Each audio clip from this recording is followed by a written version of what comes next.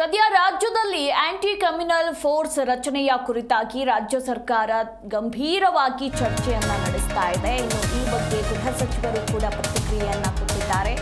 ರಾಜ್ಯ ಸರ್ಕಾರದಿಂದ ಕೋಮು ಗಲಭೆ ನಿಗ್ರಹ ಪಡೆ ರಚನೆಯ ಕುರಿತು ಚರ್ಚೆಗಳು ನಡೀತಾ ಇದೆ. ಇನ್ನು ದಕ್ಷಿಣ ಕನ್ನಡ, ಶಿವಮೊಗ್ಗ, ಉಡುಪಿಯಲ್ಲಿ ಈ ಒಂದು ನಿಗ್ರಹ ಪಡೆ ರಚನೆ ಆಗಲಿದೆ. ನಕ್ಸಲ್ ನಿಗ್ರಹ ಪಡೆಯನ್ನೇ ವಿಶೇಷವಾಗಿ ಪಡೆಯಾಗಿ ರಚನೆ ಮಾಡಲಾಗುತ್ತೆ ಅಂತ ಗೃಹ ಸಚಿವರು ಕೂಡ ಹೇಳಿಕೆಯನ್ನ ಕೊಟ್ಟಿದ್ದಾರೆ. ಕೋಮು ಪ್ರಚೋದನೆ, ಕೋಮು ಭಾವನೆ ಕೆರಳಿಸುವ ಭಾಷಣ, ಹಾಗೆ ಕೋಮು ದ್ವೇಷ ಕಾರಣ ಕಾರ್ಯಕ್ರಮ ಹಾಗೂ ಚಟುವಟಿಕೆಗಳನ್ನ ನಿಗ್ರಹಕ್ಕೆ ಪ್ರತ್ಯೇಕ ಪಡೆಯನ್ನ ರಾಜ್ಯ ಸರ್ಕಾರ ರಚಿಸಿದ್ದು, ನಕ್ಸಲ್ ನಿಗ್ರಹ ಪಡೆಯನ್ನ ಕೋಮು ಗಲಭೆ ನಿಯಂತ್ರಿಸಲು ವಿಶೇಷವಾಗಿ ಪಡೆಯಾಗಿ ಪರಿವರ್ತಿಸಿದೆ ಸರ್ಕಾರ.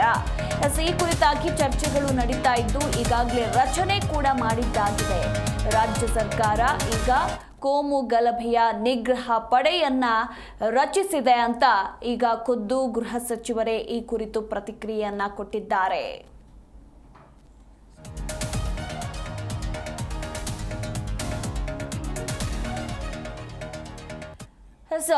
ನೋಡಿ, ಮಂಗಳೂರಿನಲ್ಲಿ ನಿನ್ನೆ ಅಲ್ಲ ಮೊನ್ನೆ ಮತ್ತೆ ನೆತ್ತರು ಹರಿಯುತ್ತೆ. ಸುಹಾಸ್ ಶೆಟ್ಟಿ ಕೊಲೆ ಆದ ನಂತರ ಇನ್ನು ತಿಂಗಳು ಮುಗಿದಿಲ್ಲ, ಅಷ್ಟರಲ್ಲಾಗಲೇ ಮತ್ತೊಂದು ಹತ್ಯೆ ನಡೆಯುತ್ತೆ. ಸದ್ಯಕ್ಕೆ ಈಗ ಈ ಒಂದು ವಿಚಾರಕ್ಕೆ ಸಂಬಂಧಪಟ್ಟಂತೆ ಸಿಎಂ ಸಿದ್ದರಾಮಯ್ಯನವರು ಕೂಡ ಪ್ರತಿಕ್ರಿಯೆಯನ್ನ ಕೊಟ್ಟರು. ಎಷ್ಟೇ ಪ್ರಭಾವಿ ಇದ್ರೂ ಕೂಡ ಕಾನೂನು ರೀತಿ ಕ್ರಮವನ್ನ ಕೈಗೊಳ್ತೇವೆ, ಮುಲಾಜಿಲ್ಲದೆ ಕ್ರಮವನ್ನ ಕೈಗೊಳ್ತೇವೆ. ಇನ್ನು ಆಂಟಿ ಕಮ್ಯುನಲ್ ಫೋರ್ಸ್ ರಚನೆ ಬಗ್ಗೆ ಚರ್ಚೆ ಕೂಡ ಮಾಡ್ತಾ ಇದ್ದೇವೆ ಅಂತ ಸಿಎಂ ಹೇಳಿಕೆಯನ್ನ ಕೊಟ್ಟರು.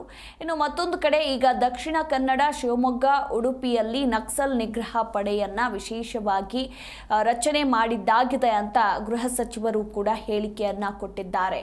ಕೋಮು ಪ್ರಚೋದನೆ, ಕೋಮು ಭಾವನೆ ಕೆರಳಿಸುವಂತಹ ಭಾಷಣ, ಹಾಗೆ ಕೋಮು ದ್ವೇಷ ಕಾರಣ ಕಾರ್ಯಕ್ರಮಗಳು ಹಾಗೂ ಚಟುವಟಿಕೆಗಳನ್ನು ನಿಗ್ರಹಕ್ಕೆ ಪ್ರತ್ಯೇಕ ಪಡೆಯನ್ನ ಈಗ ಸರ್ಕಾರ ರಚಿಸಿದೆ.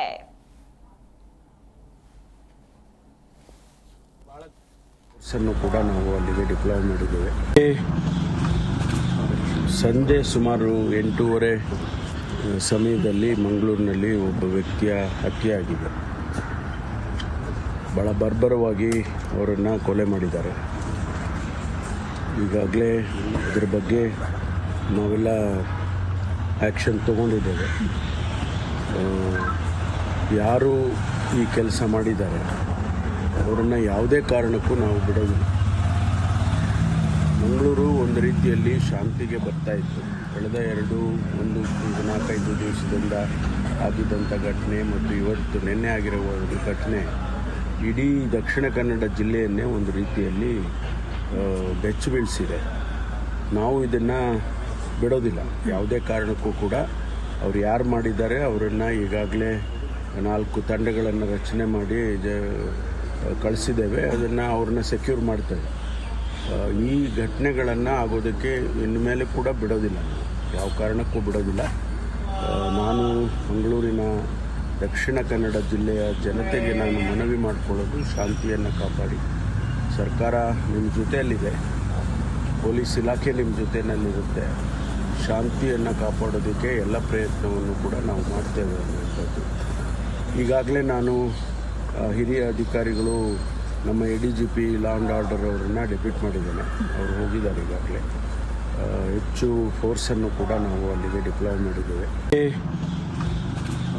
ಸಂಜೆ ಸುಮಾರು 8:30 ಸಮಯದಲ್ಲಿ